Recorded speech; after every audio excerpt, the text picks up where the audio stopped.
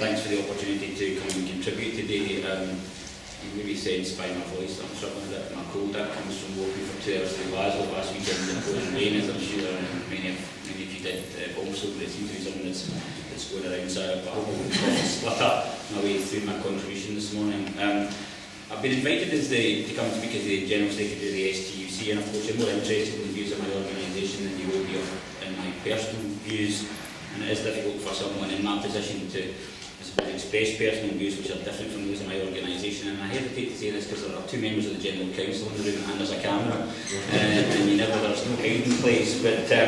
and I don't think anything I'll say this morning is likely to get me the sack, but I hope that you permit me some personal observations, and of course, for those the STUC can be held responsible. What I want to talk about is my concern that the Labour movement will fail to engage effectively on the debate on the future of Scotland in the run-up to the referendum. It's my fear that the debate will be conducted in purely what I might call nationalist terms. Maybe not the best phrase, but I hope as I go through this you'll understand what I mean. It will be about, in a sense, enhancing Scotland's nationhood, and maybe it's what Pauline said, more about where the Parliament sits than what it does, so about where power should lie rather than the purpose for which that power should be used. And that such a situation will mean that the real issues, the issues which should be our issues of the sort of Scotland, and indeed I believe the sort of UK that we want to see in the future, and what powers the Scottish Parliament should have in that context will not, that debate won't happen, and almost by default the progressive position may well become to be seen at full independence without that being fully analysed and examined. And I believe that there is a need for a wider debate on the left to address 4 things which I'll pick up later on. One is, of course, that vision for Scotland. What is our vision and how do we organise around that vision?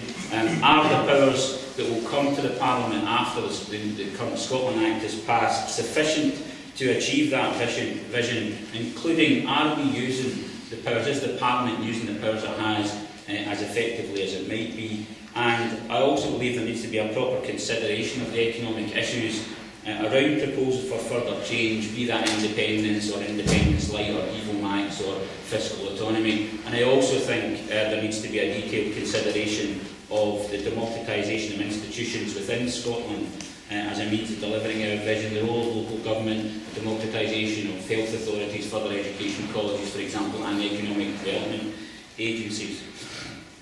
Excuse me, I want to start though by making some observations about the constitutional debate within the left since devolution. It seems to me that there are still too many people on the left who either support further constitutional change or who indeed oppose it, and do so with taking a very nationalistic perspective without really considering how devolution or indeed further devolution could improve the lives of working class people. And by that I mean, for those who support further change, that they view the constitutional relationship between Scotland and the UK as an end in itself, and somehow by bringing power closer to working class people in and of itself, it will improve their lives, without recognising that this won't happen unless the unions, parties of the left, have a progressive vision and organise around that vision in order to win hearts and minds. And on the other hand, you have those who are less convinced or indeed sometimes hostile to further change, who fail to recognise what has already been achieved by devolution and also the potential for further progressive change. And those within the movement who don't support independence often feel uncomfortable about talking about further change as a means to an end, and that end being progressive policies and a progressive change in society, because they're accused of being closet nationalists. And I think in such circumstances there is a need for an opportunity needs to be taken to develop that progressive vision for Scotland, for the type of Scotland that we want, and to make the effort to achieve that. And I think the circumstances we have at the moment, that to my mind has been underplayed and given insufficient attention. So the dominant issue in Scottish politics in the last 10 years has been the constitutional issue. It's been about the transfer of power between political institutions rather than about the transfer of power from elites to ordinary working people at a time when you have a neoliberal economic model that's hurtling out of control until it crashes spectacularly in 2008. Something tells me that in Scotland and in Scottish politics, by and large, and I don't mean this by everybody, I mean in general terms, we were watching, in many respects, the wrong ball. And I think that, and I would say this, and I'm open to challenge on this, I know, but I think the STUC were amongst few voices that were raising concerns about the impact of that neoliberal model and presenting alternatives over the last decade or so. And also when the debate in Scotland after the 2007 election was about whether more powers whether more powers give us a Scottish economy like the Irish economy or the Icelandic economy. You remember the Arc of Prosperity. Was that the extent of our ambition as a nation? But I also have to say it was a vision, however flawed, of a nation that was being put forward, however wrong-headed. And all of this, I believe, viewing constitutional change in certain narrow terms, either to stunt advances towards independence or as an end in itself without that underpinning vision and an appreciation of the potential to achieve that vision, resulted in the Calming Commission, resulted in the New Scotland Bill, which were in effect political responses to an upsurge in support for the SNP and intended to be a counterpoint to the demand for independence, and while tidying up some of the original devolution settlement, and in terms of borrowing powers, in my view, sorting out a glaring omission in the original Scotland Act. The proposals that have emerged from that process seem to me to be largely irrelevant because they are not, and I suppose given the composition of Calming and given the political alliance that's taken that forward, it could never have been the case. But they were not underpinned by any sort of vision as to why these powers were really needed and what we would use these new powers for. And I think also that the ability for us to have a proper debate within the labour and trade union movement around constitutional issues isn't helped by the structures that we have within unions and indeed that still exist within the Labour Party. But despite devolution, there's been little progress made in devolving power within these UK-wide institutions, and again this has resulted, in my view, in a lack of appreciation, very often within the leadership of organisations as well as within the broader membership, of some of the political sensitivities around devolution, and I don't just mean in a Scottish context, but also mean in the context of Wales and Northern Ireland too. And I fail to appreciate the potential that devolution does hold to help secure advances for working people, not only in the devolved administrations but across the UK as a whole. And we all know, I'm sure we can all point to examples where that has happened. Those of you that have been involved or know about recent discussions around the pensions issue will be, and I won't go into that, will be very familiar with what I'm talking about. And it seems to me that a whole range of advances made under the previous Liberal Labour administration, and indeed the last SNP administration, were either not recognised or were treated with some hostility, whether it's concessions achieved that we achieved in relation to the two-tier workforce, or commitments to universality in relation to higher education, or prescriptions of travel for the elderly, or the no compulsory redundancy commitment. All of these not recognised in my views and seem to be proper and progressive achievements. And I still fail to get the hostility of the Labour Party to the supermarket tax in the last Parliament proposed by the SNP administration, and it'll be interesting to see how the proposed public health levy will play out in the context of the more recent announcements. And I'm not arguing in any way, shape or form that we've had progressive administrations in the Scottish Parliament since devolution, but and we've had significant difficulties with all of these administrations, be it around issues like PFI or the pay freeze, or indeed the fact that they've had largely neoliberal views of the world, which has been particularly evident in the approach they've taken to business regulation or indeed taxation. But what I am arguing is that constitutional issues are only considered in terms of where power should lie, rather than the purpose for which power should be used, and the achievements of devolution and the potential for devolution in the future of a further constitutional change is not recognised, then in the run-up to the referendum we'll have a debate which will, in my view, leave the field clear for those who without question, believe in particular forms of constitutional change. And for me, that will leave a whole number of fundamental questions unasked and unanswered, which will be good for no one and might produce an unsatisfactory outcome. And by that I don't mean a vote for independence or a vote for the status quo. What I mean is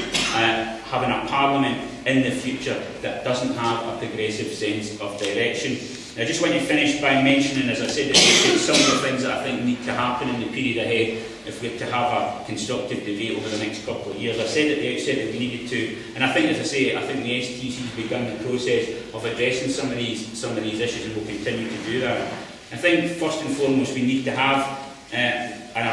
articulate and campaign around that progressive vision for Scotland, and I think we've been trying to do that through our There Is a Better Way campaign. That campaign is about presenting a critique of the neoliberal economic model and the austerity policies of the UK government, but it's also about presenting an alternative which focuses on jobs and public services, on fair taxation and on a living wage. It's about articulating a view that inequality inevitably produces economic instability, that equality is a prerequisite for economic and social advance, and the purpose of economic policy has to be the creation of a more equal and just society. And while we've been arguing for changes in policy at a UK level, which we need to do, and beyond, we've also taken a view that there is a significant amount that the Scottish Government can do with the powers it has. So we've been presenting to the Government proposals for change and interventions in relation to youth unemployment, in relation to manufacturing, in relation to green jobs, the use of capital expenditure, support for growth in the economy which brings jobs to the communities that most need them, and also taking up issues like the living wage and arguing for the use of procurement in relation to extending the scope of the living wage beyond where it currently is, particularly into the private sector. And while tax reform is an issue which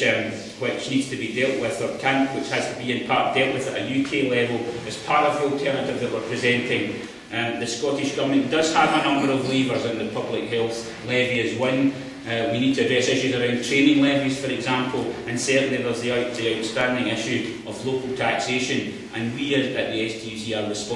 responsible as anyone else. That so little progress has been made in the issue of local taxation over the last 10 years or so. And there is an agenda around public service improvement that's more than an anti-cuts agenda. It's about embracing the potential of early intervention to tackle health inequality, to deal with issues around reoffending, and as I said earlier, there needs to be a more detailed consideration to democratising institutions within Scotland, the role of local government and the role of other institutions in Scotland. And we'll also be revisiting some of the areas that we believe the Scottish Parliament has power to act, but has shied away from acting. And corporate killing, for example, is really an example of that, and is an example, a classic case of where the UK government and a UK Labour government did not want to see the Scottish Parliament make advances that would undermine the consensus that it had reached with employers at a UK level around that issue, and that's, in my mind, absolutely not acceptable. And there'll be issues that we need to return to in relation to procurement, for example, where, in my view, it's a lack of political courage rather than any legal or constitutional impediments that prevent us making progress in that regard. So another task for us will be to further examine the existing powers that the Parliament has to see how they can be used to meet our objectives, including indeed the income tax powers that may or may not emerge from the Scotland Bill. The Scottish Parliament should have powers in relation to income tax, but they have to be progressive powers, and they have to be powers that will be likely to be used. And that's not been the case with the 3 pence power, and it seems to me will not be the case with the Calman proposals.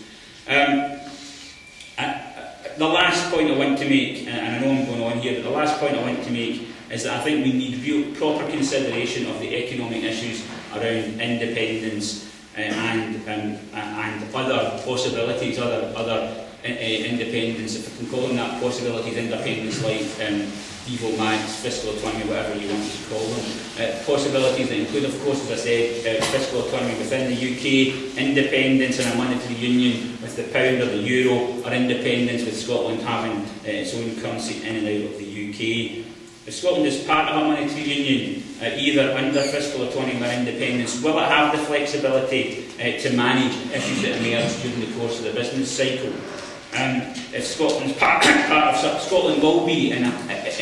it's in a monetary union, be part of some sort of stability pact, which will place limits on spending, which will place limits on tax and borrowing powers. Interest rates will be determined either in London or in Hamburg. The exchange rate will be determined by the money markets. So what flexibility would there be in an independent Scotland or a Scotland with substantial fiscal powers in that situation to deal with divergent growth rates across the EU or Europe? And if Scotland had its